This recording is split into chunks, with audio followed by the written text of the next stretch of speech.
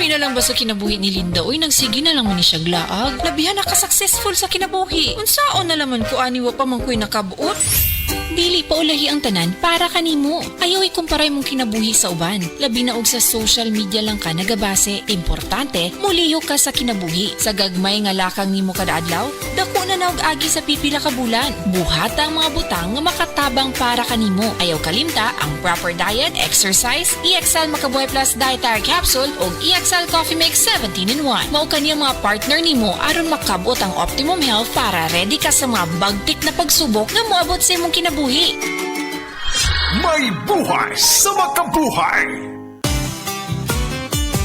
Kon mo palit og tambal, kanang nasuwayan, kanang masaligan, kanang dekalidad. Alagang Unilab yan. Alagang Unilab yan. Alagang Unilab yan. Gikan sa kalidad nga tambal ug vitamin sa Unilab ug Rightmed, hasta pampagwapa sa UL Skin Sciences. Alagang Unilab yan. Katong padayon ng pagubos sa mga krimen sukad 2022, si Abalos na. Katong usa sa pinakadakong drug bust sa kasaysayan sa nasud, si Abalos na. Katong gihatagag trabaho ang mga preso human sila gipalaya, si Abalos na. Katong padayong paghatag og fire trucks ug pagtukod og fire station sa tibok nasud, si Abalos na. Mayor sa Mandaluyong kaniadto, DILG Secretary karon. Mauna si Benhar Abalos. Buhat, di lang storya.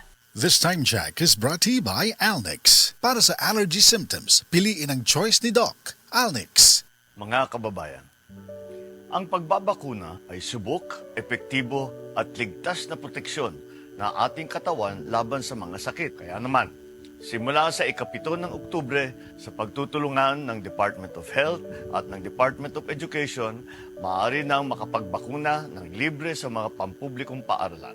Hindi lang ito para sa ating mga anak, kundi para rin sa karamihan. Sa isang bagong Pilipinas, bawat buhay mahalaga.